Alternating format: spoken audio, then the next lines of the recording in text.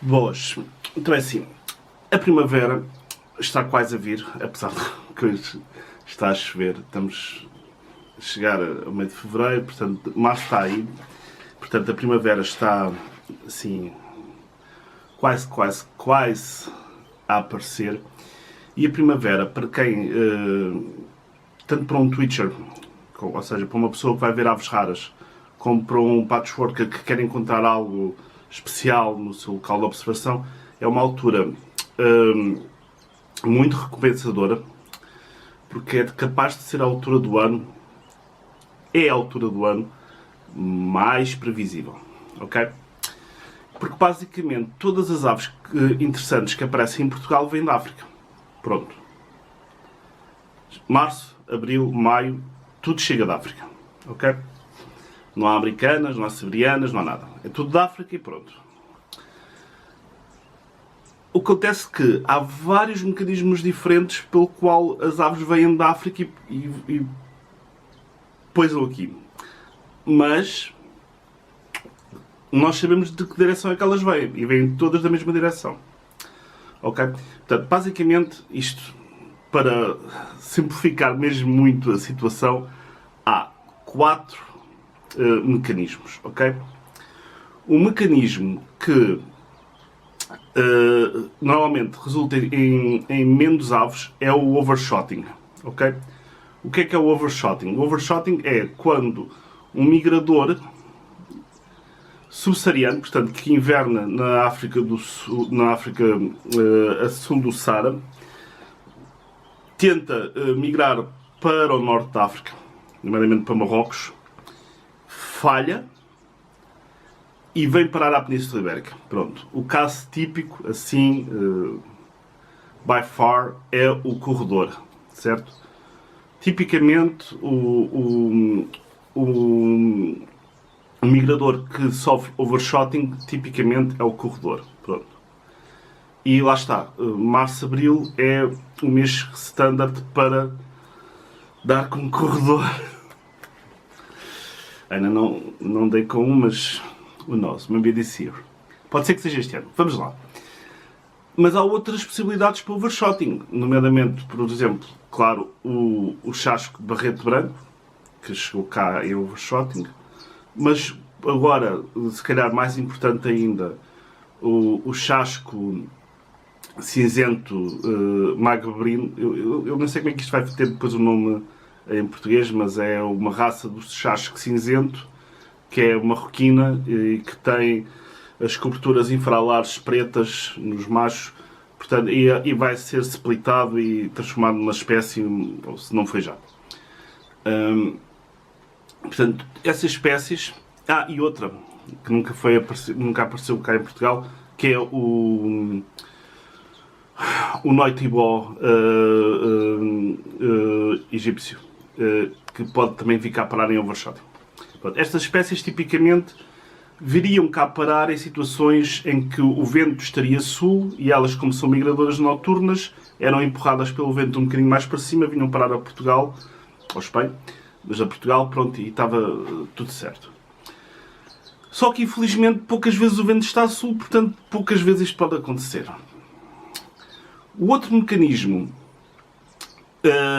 é um mecanismo que também é completamente imprevisível. Portanto, este do overshotting, se nós vimos que o vento está a sul, podemos começar a pensar em overshotting. Mas o mecanismo seguinte é um bocado imprevisível. É completamente imprevisível. Pronto, que basicamente baseia-se no seguinte. Há migradores que estão em África, certo? Que podem acompanhar espécies que vão migrar para a Europa e que normalmente são migradores diurnos. São migradores diurnos, ao contrário dos migradores noturnos, são migradores diurnos e que acompanham uma espécie que os transportam para a Europa. Pronto, o exemplo clássico é o abelharuco persa. O abelharuco persa, os dois que vieram parar a Portugal, vieram juntamente com abelharucos europeus, portanto estavam envolvidos no bando de abelharucos europeus, eles atravessaram e o abelharuco persa veio com eles, pronto, porque é uma ave de bando e veio com o bando, certo?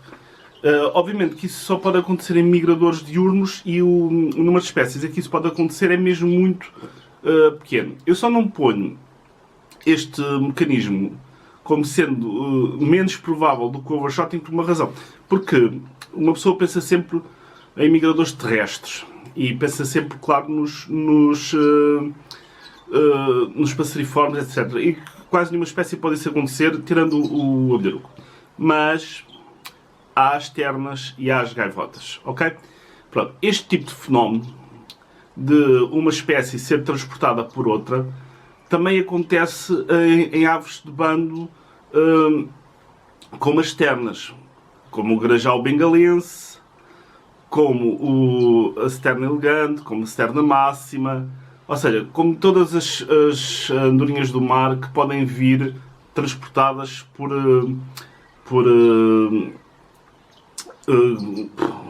grajaus comuns principalmente. Pronto.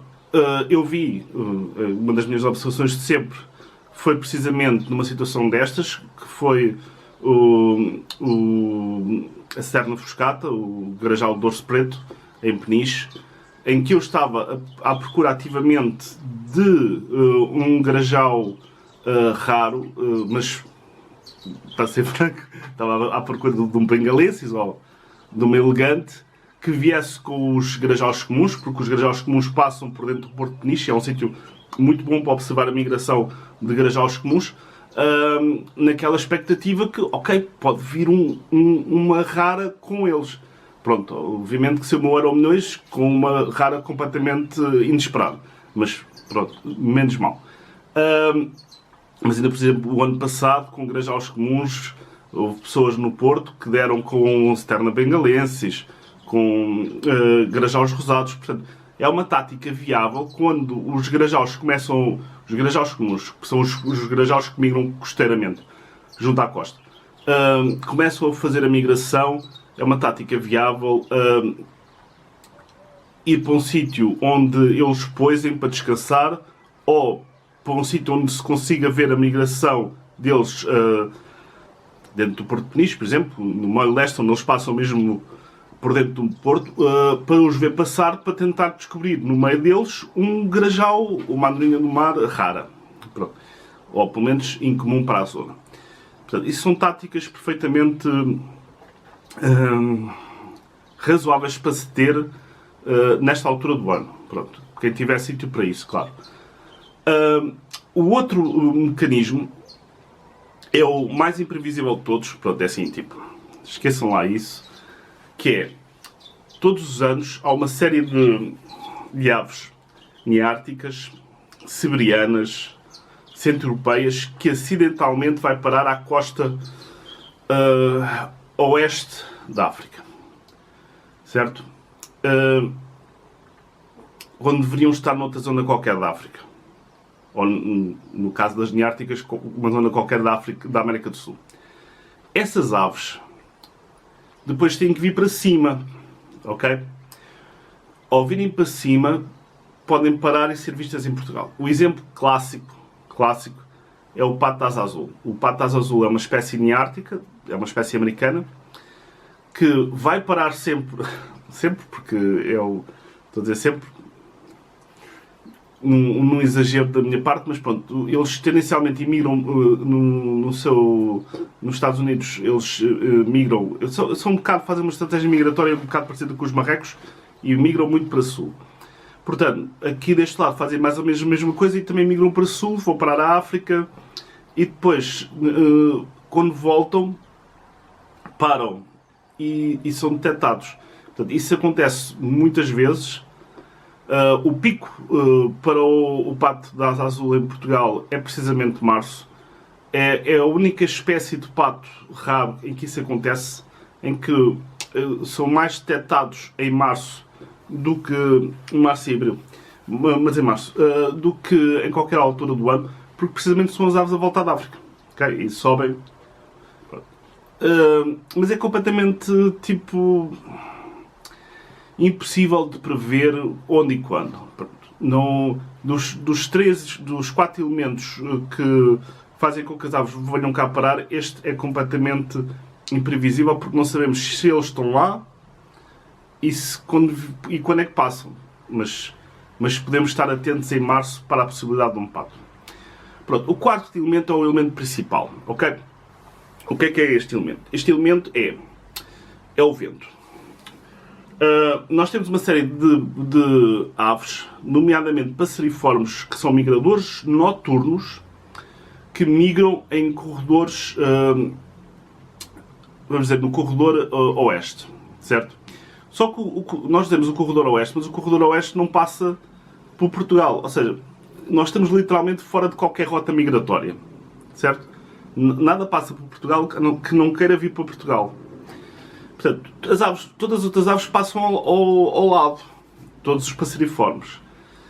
Isso, nomeadamente, é particularmente visível no caso da filosa assobiadeira, da Sibilatrix, Papa-mosca estecular, Flosicterina, etc., que passam todas numa frente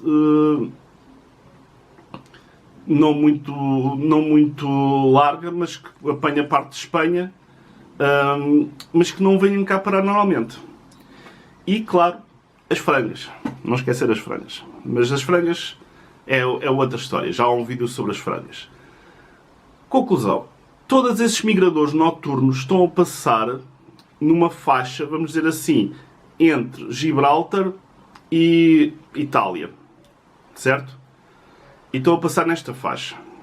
O que é que acontece? Se o vento estiver certo, ok?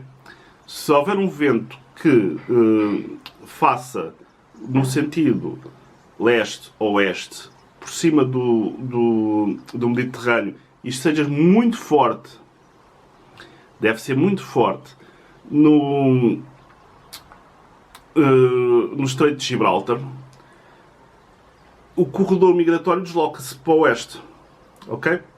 E ao deslocar-se para o oeste, aparecem cá bichos, certo? Aparecem cá as flosas, aparecem flosas ectrinas, aparecem as frangas, e um dia vai aparecer um papa-mosca estecular, ok? Um dia vai aparecer. Mas para além desses, que são os ultra óbvios, pronto, temos as frangas, que tudo das frangas está percebido o que é que acontece. Há os falcões de pés vermelhos, certo? Que também está literalmente percebido, ok, se for nesta altura, com este vento, as coisas dão-se.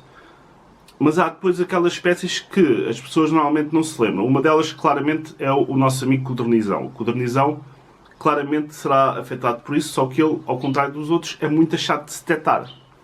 Mas, também já fiz um vídeo sobre isso.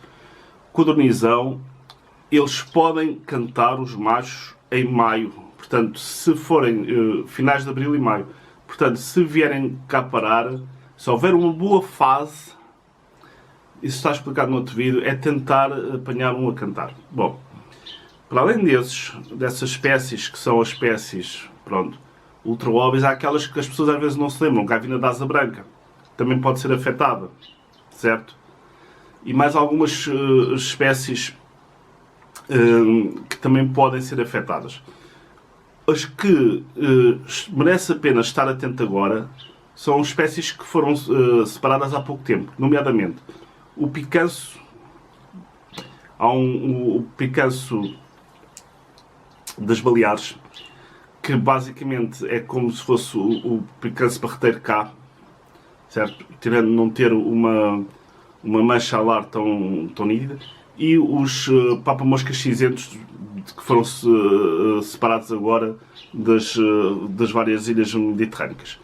Pronto, é conveniente estudar bem como separar essas espécies, porque essas espécies, dadas as suas rotas migratórias, potencialmente podem vir cá parar. Apesar de que os seus números são pequenos. Isto é tudo um jogo de números. Mas os números são pequenos, mas a população migratória usa todo o corredor oeste. Portanto, ok? Enquanto outras espécies não. Migram o corredor oeste, corredor leste, corredor central. Pronto, como estas utilizam todos o corredor oeste, apesar de serem poucos, há uma probabilidade. Ok? Portanto, conclusão. Estamos a chegar à primavera. A primavera é a altura do ano mais previsível do ano. Portanto, quem quiser dar com uma raridade, a partir de março, é estar sempre atento a vento no Estreito de Gibraltar, vento, se o vento começar a ficar sul, pronto, isso é muito raro, mas vamos acreditar.